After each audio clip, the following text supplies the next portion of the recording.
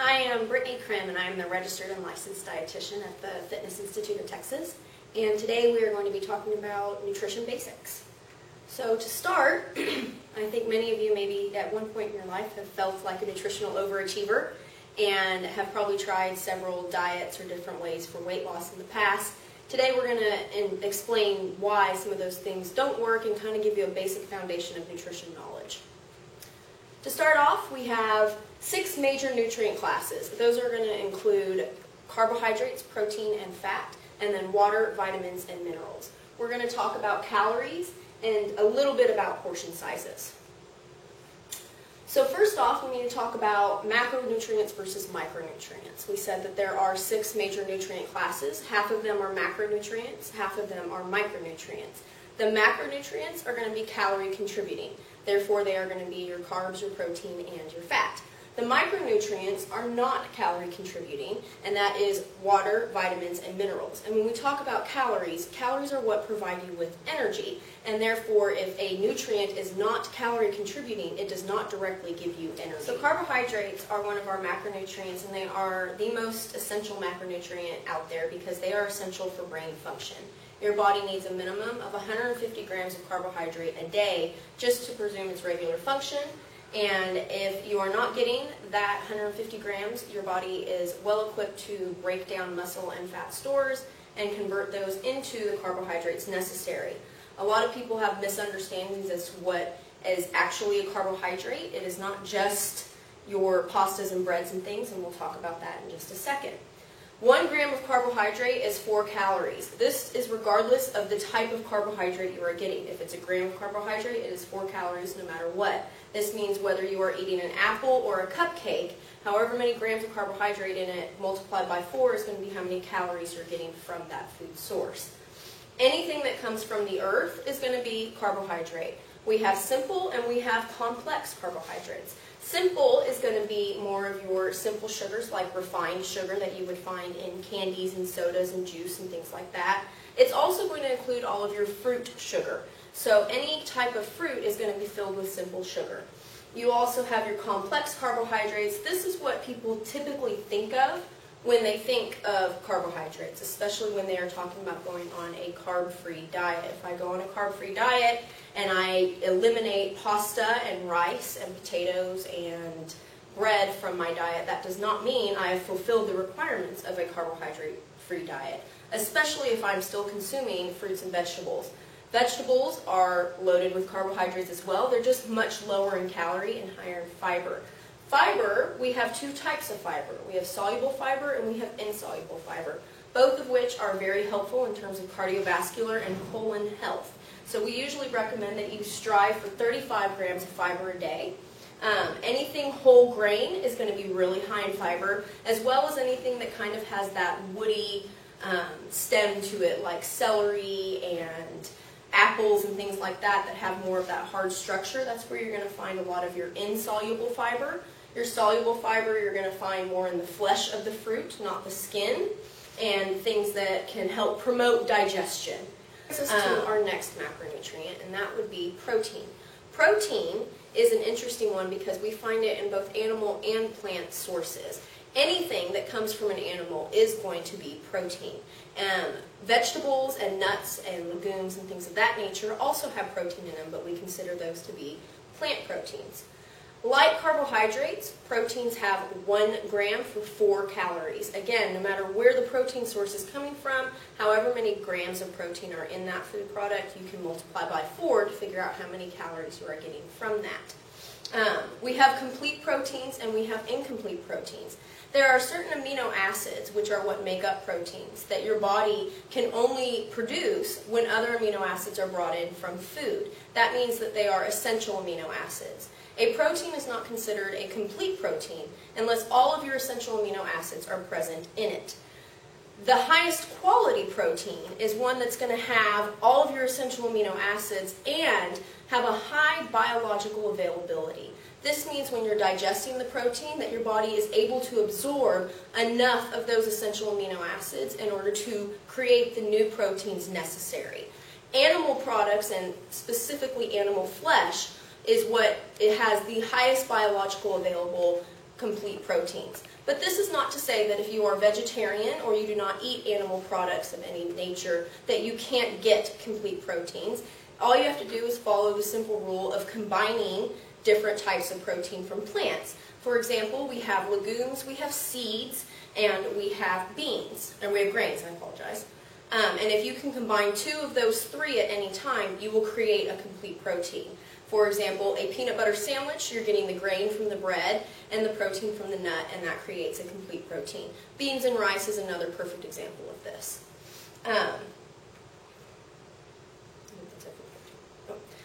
So we have very lean meats and we have very high fat meats. When we're looking at the difference in calories when it comes to meats, the difference of the fat content of the meat is actually what is causing the difference in calories. Again, 1 gram of protein, 4 calories. So you're not going to see a difference there in terms of if I have 3 ounces of turkey and I have 3 ounces of chicken breast, the only difference among those would be the amount of fat in that, not the amount of protein. Examples of some very lean meats are going to be boneless, skinless chicken breast, boneless, skinless turkey breast, lean shellfish like crab and shrimp, lobster, things like that. As you progress up, you're going to see about a 20 to 30 calorie difference when you go from very lean to a medium fat meat to a high fat meat. A lean meat would be something like the chicken thighs without skin. A medium fat meat would be more like your 80-20 blend of ground beef. And a high fat meat would be something like sausage or pork ribs, something that has a large fat content to it. This is going to range you from very lean being about 35 calories per ounce to sausage and spare ribs being up to 120 to 150 calories per ounce. Big difference there. Also not so good for the heart, especially when we start talking about fat.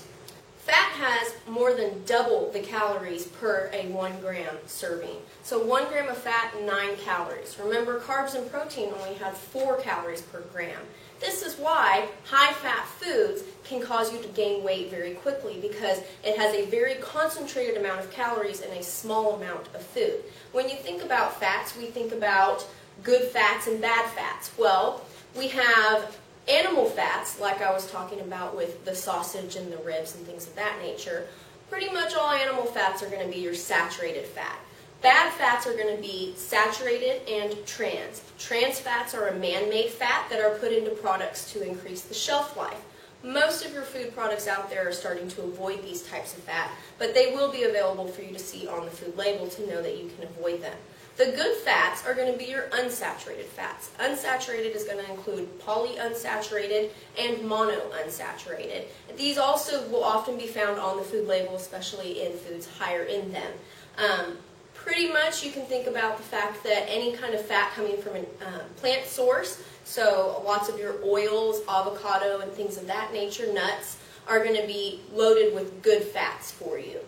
We also can think about if it's liquid or solid at room temperature. If it's liquid at room temperature, it's going to be higher in good fats. If it's solid at room temperature, it's going to be higher in some of your bad fats. Think about this when you refrigerate maybe a brisket or something that you've cooked, and it's all juicy and great, and then once you pull it out of the refrigerator, it has that hard white layer on top. That's all that fat hardening that had been melted in the cooking process. So even though you can't necessarily see it like a gristly piece of a steak, it's still there. It's just liquid because it's been warmed up. All right, so let's talk about vitamins. Vitamins do not have calories. So anybody that tells you I can take whatever vitamin and I feel energized, this is not the case because you have to have calories in order to have energy. However, they are very active in a lot of metabolic processes. So if you are deficient, you will notice that if you start taking a supplement, you can have more energy because it will help where your deficiency was.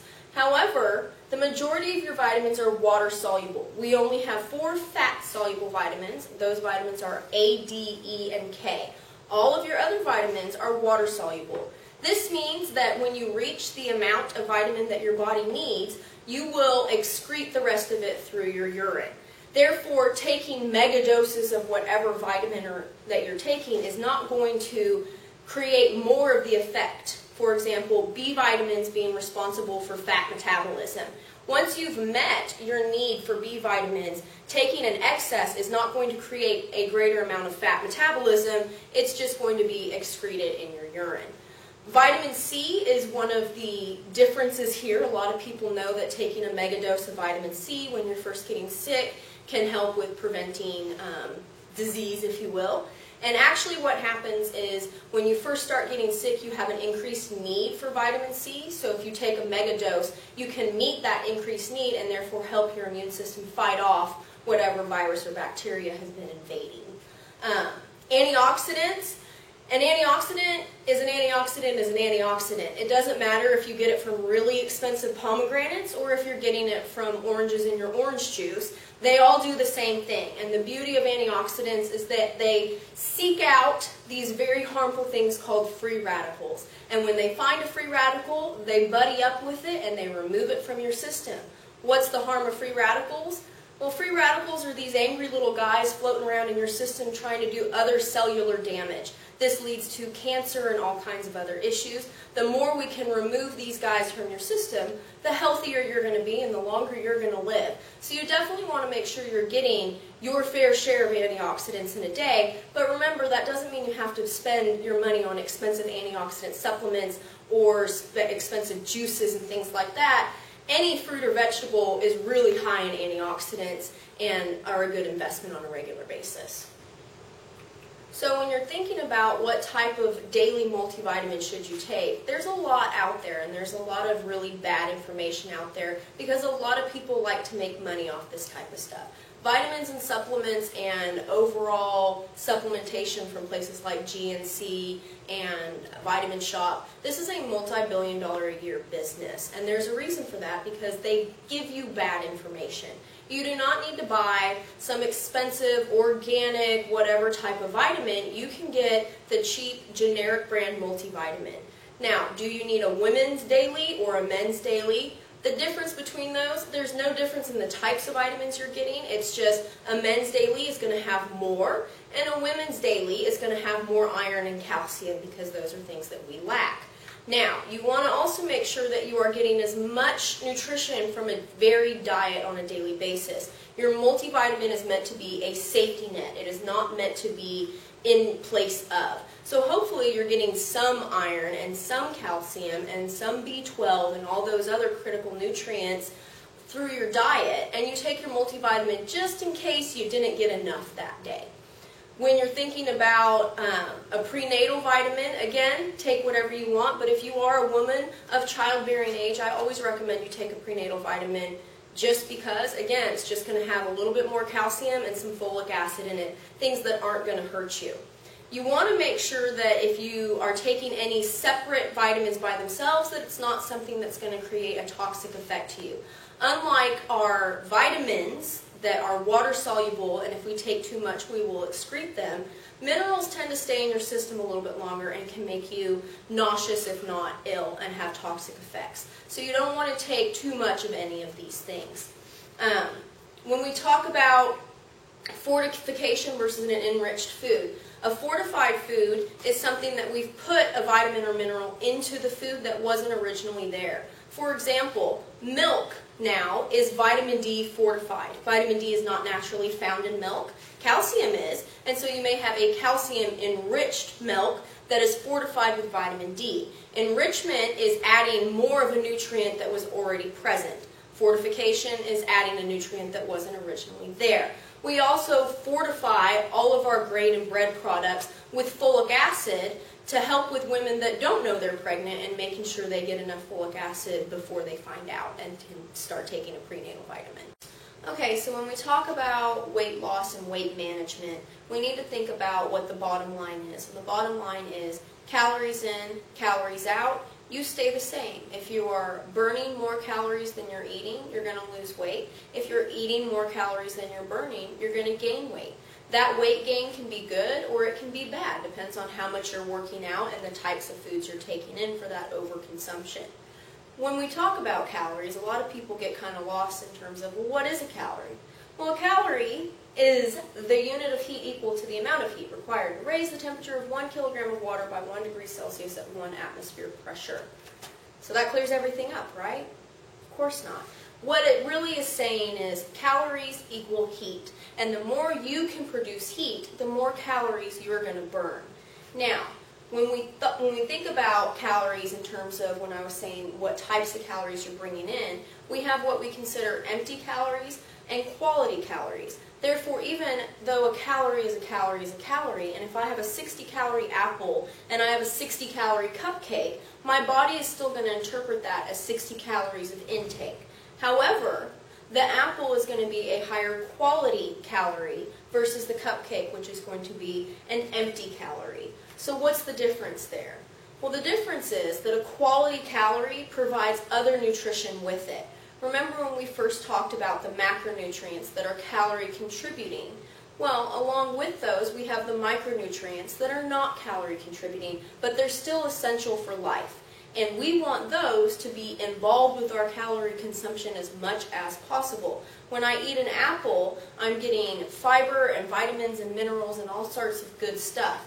When I eat a cupcake, I'm not getting much nutrition there. Therefore, the apple is a higher quality calorie. Well, then we start thinking about what about calorie density. And more often than not, your higher quality calories are going to be a lower caloric density. For example, broccoli. 1 cup of broccoli is about 25 calories. You can eat 10 cups of broccoli and only eat 250 calories. However, French fries, 1 French fry is about 25 calories.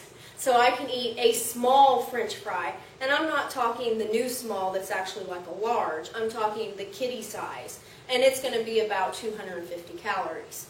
This is thinking in terms of what's going to fill you up more. Well, obviously, 10 cups of broccoli, you're going to be pretty stuffed. A small French fry, not so much. So we need to think about not only the quality of the calories, but the density of the calories that we are consuming.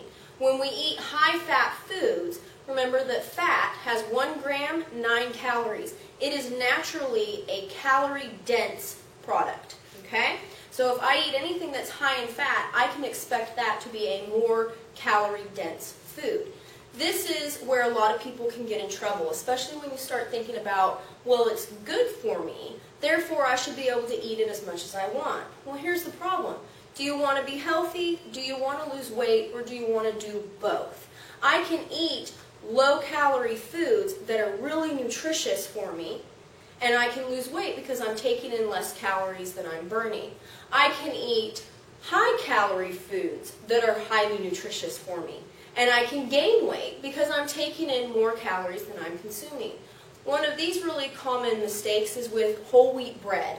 Whole wheat bread is really, really good for you, especially when you start looking at like the 9-grain bread that has all the nuts and seeds and fiber and all kinds of good stuff in it. That's wonderful for your heart health, for your colon health, for your general health. However, most of these types of breads have up to 150, 180 calories per slice. You have to think about that calorie consumption. If you have 2 of those slices on 1 sandwich, you're already at a 300 or 400 calorie sandwich before you add the meat, the mayonnaise, the avocado, the lettuce, the tomato, anything like that. The average female is going to be consuming between 12 and 1,500 calories a day for weight loss. The average male is going to be 18 to 2,000.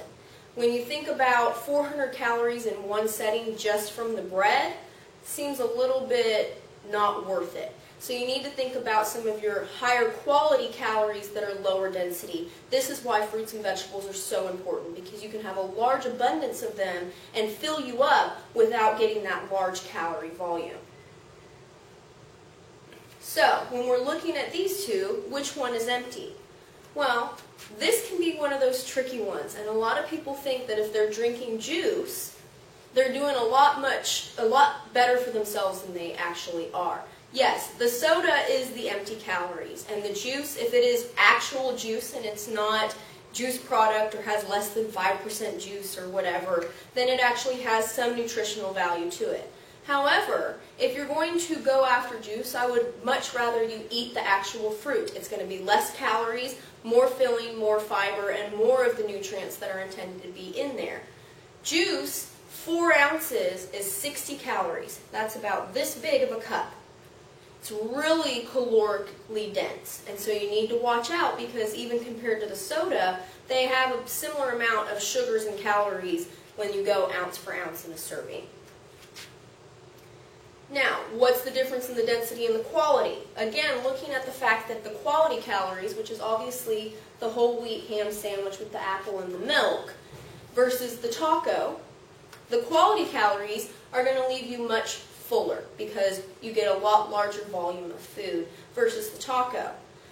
But it is a calorie game, and so you need to think about, if I want a taco and I'm going to go crazy until I get my taco, sometimes it's okay to have a taco. You just need to remember that calorically speaking, you may not get as large of a meal and you may not be as full going into your next meal when you sacrifice 220 calories on a taco versus 250 calories on a full meal. So let's talk about the food guide pyramid. Recently we had a change to more of the food plate. And when you think about the plate, I like to recommend my plate method, which is every time you sit down for a meal, half of your plate should be vegetables, a quarter of your plate should be protein, and a quarter of your plate should be some type of complex carbohydrate. This way, you're going to be really full with not too many calories put into it. When we look at the food guide pyramid, you have the orange representing your whole grains, the green is your vegetables, the red is your fruit, and the yellow is your oils and fats. Notice, when we think about the percentage of our calories that should come from fat, it is higher than our protein. However, because it is so calorically dense, we can't get nearly as much in our pyramid to come from fats and oils. And also remember, even though it's good fat, doesn't mean it's not calorically dense. Almonds, for example. One small palmful of almonds is close to 100 calories. You cannot sit down and eat a whole jar of almonds and justify it by saying, it's good fat, it's good for me. Just because it's good for you doesn't mean it's not adding a huge bulk of calories to your daily intake. So let's talk about portion control. 1 tablespoon is going to be about the size of your thumb. Now this is not going to be your thumb all the way down to the bottom. It is just this part of your thumb. When we think about salad dressings, most of them are going to be about 100 calories per tablespoon, unless they're more of a vinegar-based salad dressing. When you use salad at home and you use salad dressing, the cap of your salad dressing is going to be about 1 tablespoon. So that's a nice easy way for you to just measure out your 2 tablespoons and take your salad. Otherwise, you want to make sure you're doing the fork method, which is dipping your fork in the dressing first and then getting your salad after you have dipped it in the dressing. This is going to save you on average 75% of your normal dressing consumption. When we think about meat, we consider a serving of meat to be about 3 ounces. I know that a lot of people will go and have a sandwich somewhere. Most of those sandwiches are going to be about 6 ounces of meat. That's okay for you to have 2 servings in one setting. If you're eating half a pound of meat or more in one setting, that's probably a little excessive and you want to bring that back a little bit. A deck of cards, or about the palm of your hand, is going to be considered around 3 ounces. 3 ounces is going to have 21 grams of protein, and then the calories is going to vary based on how many grams of fat are in that. So again, depending on if you're having a very lean meat, running you about 35 calories per ounce, or you're having a very high fat meat running you around 120. 1 cup is considered a softball. For men, this is about the size of your fist. For women, it's about 1.5 of your fists. This is a really easy way when you're out to eat somewhere for you to decide how much of the side item they've given you is appropriate. You really should not consume more than a cup of any type of starch in one setting. So if you get something with mashed potatoes, for example, on the side, you can put your fist over your plate and cut away the excess and know that that counts as 1 serving, and that's going to be about 150 to 200 calories. This goes for things like mashed potatoes, rice, pasta, and any of your kind of slaws and things like that, potato salad, coleslaw, etc. Half of a cup is going to be about the size of a baseball, which is a little bit smaller than the woman's fist. This is, again, going to be about 80 calories of any type of a starch you have. This is also considered a serving of vegetables, so half a cup of cooked vegetables counts as one of your 5-a-day servings. And then one slice of bread shouldn't be larger than a CD case and about 1/4 to 1/2 inch in thickness. That's also going to run you about 80 calories for your standard piece of sandwich bread. If it's bigger than that, remember, that's more than 1 serving of your grains for the day. That's going to count more like 2. And so you need to kind of think in terms of how many servings am I supposed to have and how many am I getting at this one meal. That's it. Yeah. So let's talk about alcohol. Alcohol is not considered a major nutrient class. When we first began this, we talked about the 6 major nutrient class. Our macronutrients, fat, carbohydrates, and protein, and our micronutrients, vitamins, minerals, and water. Why is alcohol not considered a major nutrient class, especially when you can see that 1 gram of alcohol has 7 calories? Therefore, it does provide energy. The reason it's not considered a major nutrient class is because it is not essential for your life function. And all those other nutrients are. Now, one thing that we need to pay attention to is that alcohol is not carbohydrate, contrary to what most people believe, and that it is its own separate nutrient, if you will. It does provide 7 calories per gram, which is almost as bad as fat. Again, remember, 1 gram of protein, 4 calories, 1 gram of carbohydrate, 4 calories, 1 gram of fat, 9, 1 gram of alcohol, 7. A 1.5 ounce shot, a 3.5 ounce glass of wine, and a 12 ounce beer are all going to be pretty much the same amount of calories depending on their sugar content. So your higher sugar wines and liquors and things of that nature are going to be higher in calories than some of your lower sugar ones. For example, most of your clear white liquors and most of your drier wines and your light beers are going to be around 100 calories per serving. And again, that serving is the 1.5 ounce shot, 3.5 ounce glass of wine, and 12 ounce beer. You also need to think about what you're mixing with your alcohol. So if you are drinking and we're watching calories, if you're already getting a large amount of calories from the alcohol, adding a high sugar mixer to it is only going to make that a worse situation. So for example, if I am drinking rum, I definitely would not want to drink with Coke. I would want to choose a Diet Coke or some other kind of calorie-free beverage. There are no healthy recommendations for alcohol. Again, contrary to popular belief. Most people think that it is recommended that you have a minimum of 1 serving of alcohol a day. This is not the case, and we have no recommendations like that besides abstaining when possible. But we do know that there are some health benefits to 1 alcoholic beverage for a female, 2 alcoholic beverages for a male. These health benefits include thinning of the blood for cardiovascular protection. Beyond the 1 or 2 glasses for males and females, we see more health detriment than we do health benefit. So it is not recommended that more of a good thing creates better. Okay? People also will say that red wine has health benefits. This is because red wine is made from purple grapes and they have tannins. You can get your tannins through things like grape juice or anything that has that rich red color. You don't necessarily have to get it from wine, and they do have a protective effect for cardiovascular disease.